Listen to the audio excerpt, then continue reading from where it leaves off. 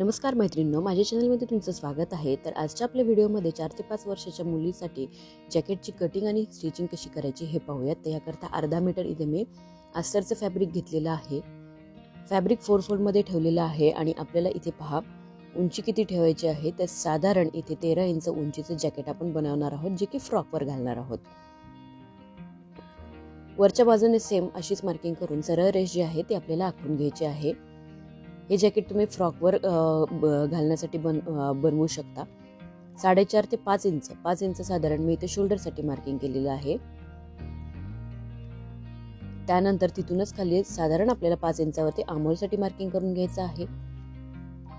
चेस्टचा 4th part इथे करून घ्यायचा आहे। तुम्हाला तुमच्या मुलीची जी पण चेस्ट आहे त्याला भागिले 4 करून घ्या। 6.5 इंच चेस्टसाठी मार्किंग केलं प्लस 2 इंच मार्जिन। आर्महोलची लाईन सरळ करून घेतली।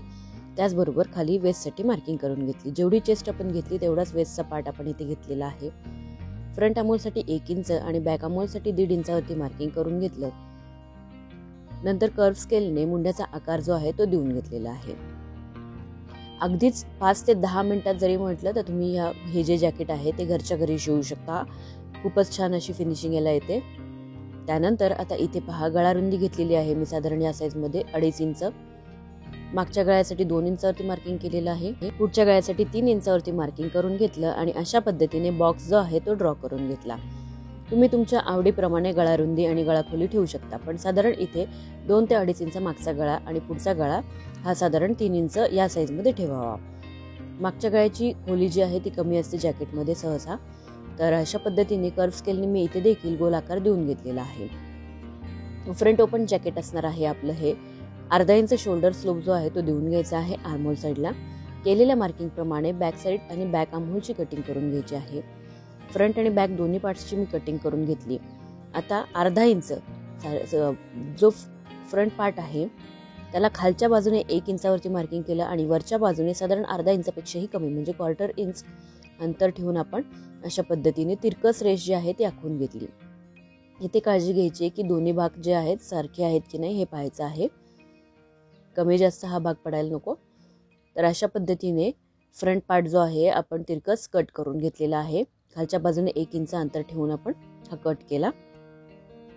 आता साडीचा जो पदर आहे त्यातून आपण जॅकेटचं जे मेन फॅब्रिक आहे त्याची कटिंग करणार आहोत। तर मेन फॅब्रिक वरती अस्तरचं फॅब्रिक मी इथे ठेवून घेतलेलं आहे दाखवल्याप्रमाणे। मेन फॅब्रिक कसं ठेवलेलं आहे की जसा तुमचा पदर आहे साडीचा त्याची डिझाईन जी आहे ती तुम्हाला ऍडजस्ट करून घ्यायची आहे। जर कोयरीची डिझाईन असेल तर ती सरळ आली पाहिजे। तर दोन्ही पार्ट मी असे ठेवून घेतले आणि मार्किंग करून घेतली। मार्किंग केल्यानंतर आता इथे तुम्ही पाहू शकता फ्रंट पार्ट दोन्ही सेपरेट आहेत। मार्किंग केली आणि त्या पद्धतीनेच आपण दोन्ही पार्ट्सची कटिंग करून घेतलेली आहे। आता आपण याची स्टिचिंग करूयात। तर हे पहा मेन फॅब्रिक घेतलेलं आहे मी इथे, त्यावरती अस्तरचं फॅब्रिक ठेवलं। इथे मी गळ्याची कुठेही कटिंग केलेली नाही आहे मेन फॅब्रिक वरती। सेम अशाच पद्धतीने दुसरं जे अस्तरचं फॅब्रिक आहे ते पण मी इथे ठेवून घेतलं आणि सर्व पार्ट जो आहे पिनने सिक्युअर करून घ्यायचा। पिनने सिक्युअर करून घेतल्यानंतर आता आपल्याला काय करायचं आहे की गळ्याचा भाग, आर्महोल पार्ट आणि जो फ्रंटचा पार्ट आहे तो स्टिच करायचा।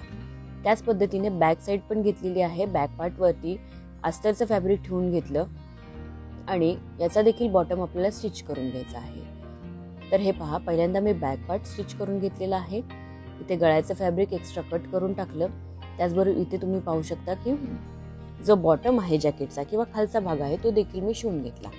फक्त दोन्ही ज्या साइड्स आहेत त्या ओपन ठेवल्या। फ्रंट पार्ट देखील असाच मी रेडी केलेला आहे। तुम्ही पाहू शकता फक्त जो फ्रंट पार्टचा सेंटर होता तिथे आपण नॉट ठेवून स्टिच करून घेतलं। बॉटम देखील स्टिच करून घेतला। त्यानंतर दोन्हीही मेन फॅब्रिक आपल्याला बॅक पार्टच्या मेन फॅब्रिक वरती समोरासमोर ठेवून घ्यायचे आणि साइडने फिटिंग करून घ्यायची, शोल्डर फिटिंग करून घ्यायची। तर इथे पाहू शकता तुम्ही छान असं जॅकेट आपलं तयार झालेलं आहे। या फ्रॉक वरील ते जॅकेट आहे। सुंदर जॅकेट तयार झालेलं आहे। तुम्ही नक्की ट्राय करा। व्हिडिओ कसा वाटला हे कमेंट्स करून नक्की कळवा। चॅनलला लाईक आणि शेअर जरूर